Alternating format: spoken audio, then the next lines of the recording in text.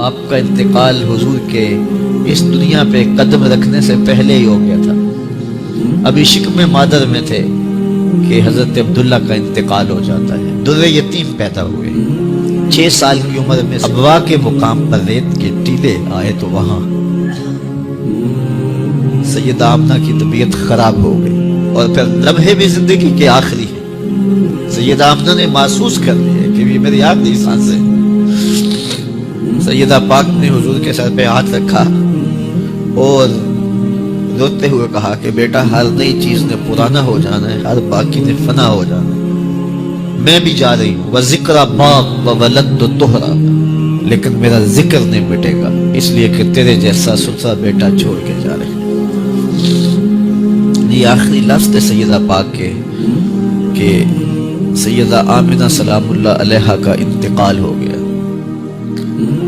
خیر حضور ماں سے لپٹ گئے. امی آپ آگے بولتی نہیں ہیں، لیکن خاموش ہو گیا تھا چمن بولتا. حضور نے وہیں پھر اپنی ماں کی تدفین کی.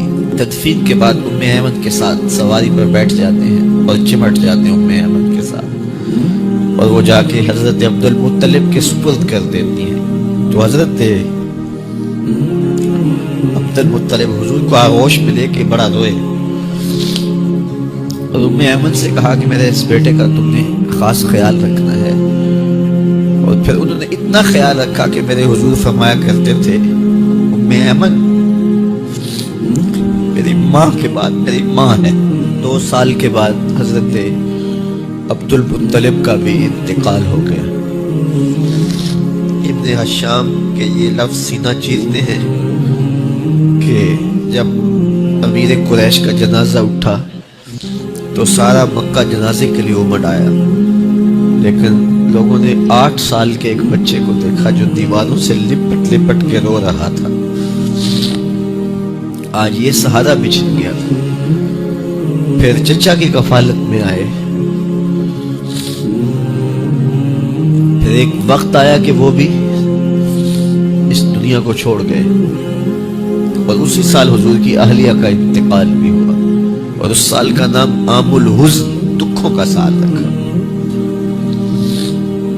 اہل مکہ نے جو سلوک کیا وہ کسی سے بھی مخفی نہیں ہے. پتھر مارے، گڑھے کھودے، کانٹے بچھائے، اجریاں ڈالی، اپنے گھروں کے کوڑے لا کے حضور کے گھر کے سامنے رکھ دیے.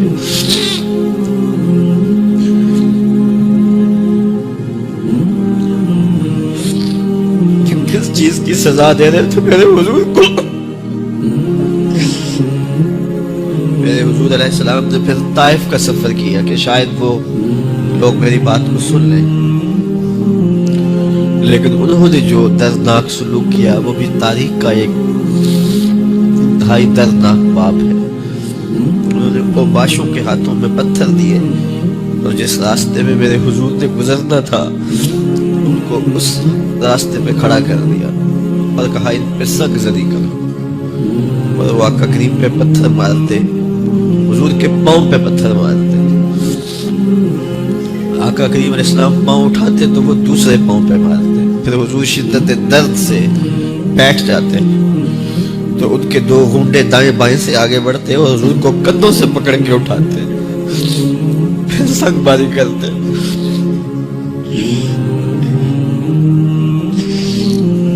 نالین حضور کے خون سے بھر گئے. عذاب کے فرشتے حضور کے پاس آئے کہ اگر آپ بد دعا بول دیں تو ابھی ہم ان پہاڑوں کو چھوڑ دیتے ہیں اور یہ طائف کے لوگ پس جائیں گے ان پہاڑوں کے درمیان. آسمان سے پتھر اتریں گے، ان کے سر کچل دیے جائیں جنہوں نے آپ کو دکھ دیے. اب صحابہ جو ساتھ تھے انہیں بھی شدید آرزو تھی کہ حضور ان کے لیے بد دعا کرے، انہوں نے بڑا دکھ دیا. تو پھر حضور کے ہاتھ اٹھ گئے.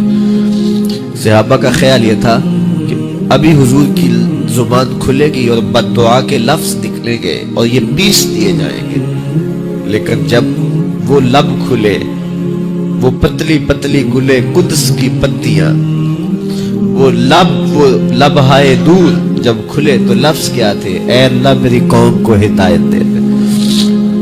یہ مجھے جانتی نہیں، اور کہا کہ مجھے ان کی نسلوں سے ایمان کی توقع ہے.